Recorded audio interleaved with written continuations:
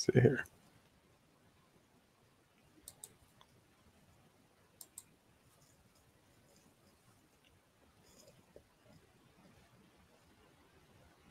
I can't hear you.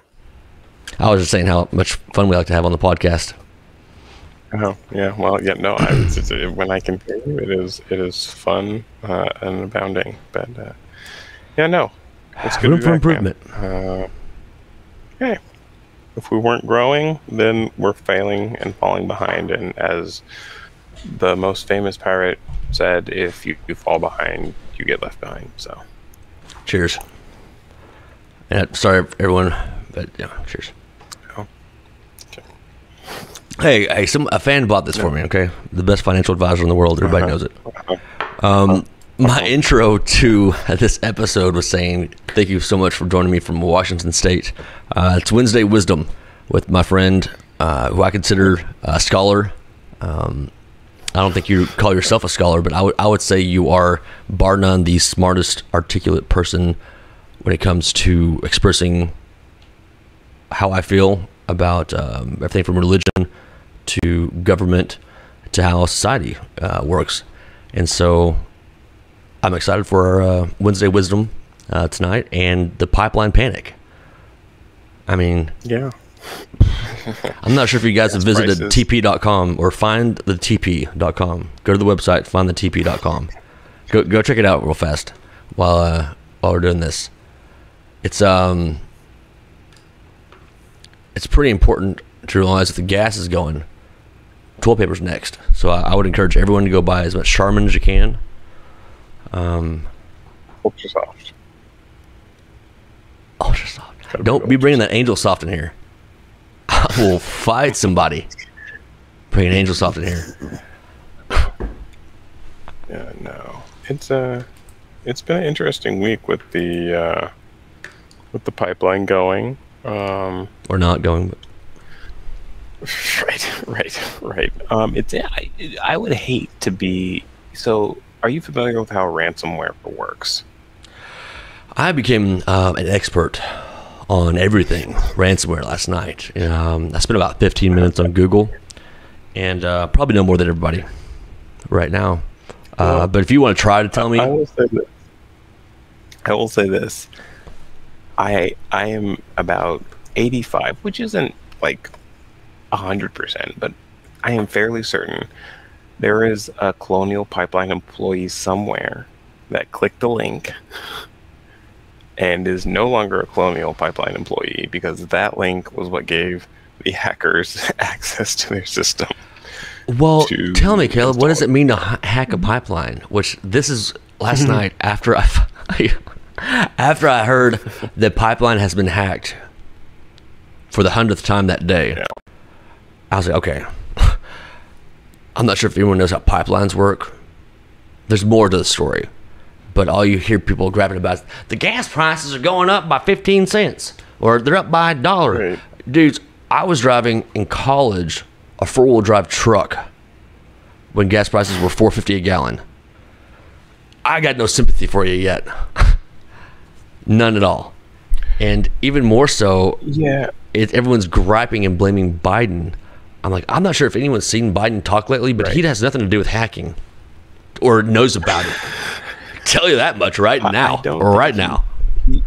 I don't think he even knows how the internet works, to be completely honest with you. Am I looking over here? Or am I looking over here? Where am I supposed to look? Hey. No, I mean, ransomware, they took their systems offline as a precautionary measure. Basically meaning they found out there was somebody that had a bug or a Trojan or whatever you want to call it in their system. And they're like, hey, pay us X amount of dollars or we delete all your files. And for a company, that's catastrophic. That they would have all of their data just gone. No, that's not how that works, Caleb. Biden planned this. Along with all the other... You haven't heard about the plan. This depends on how far down the rabbit hole you go. So I don't think these people are in a rabbit hole, brother. These people are in a cave. A bottomless pit. Okay, but that's a really big rabbit that you got to chase, though. So Elmer Fudd. Okay, anyway. No, yeah, I mean, yeah, it's the idea that Biden orchestrated this.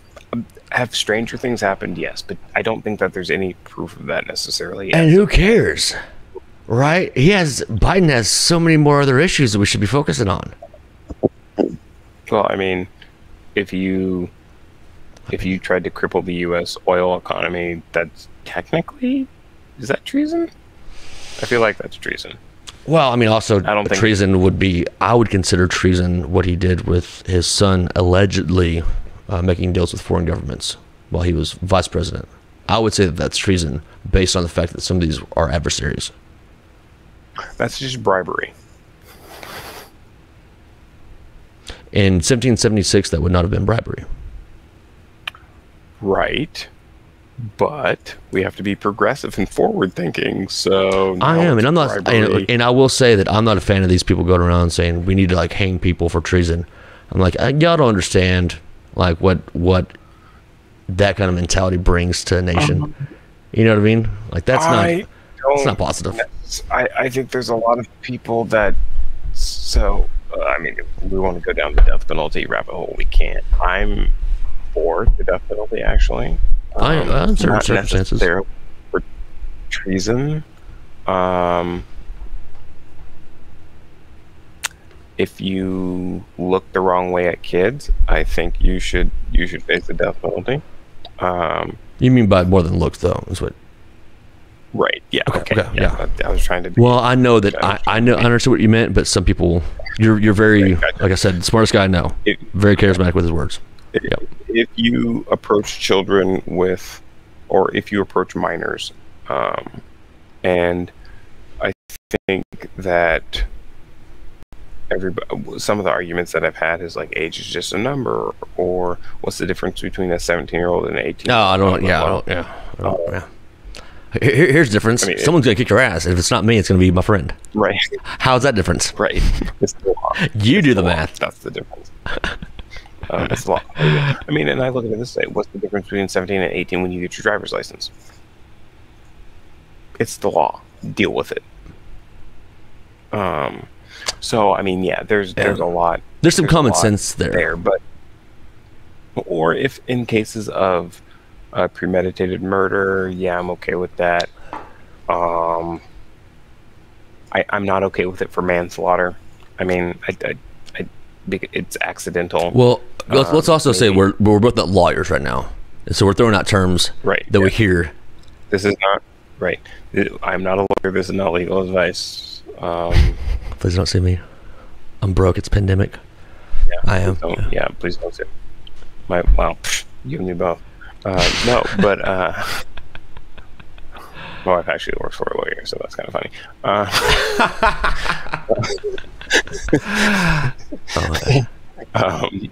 No, yeah, no, it's I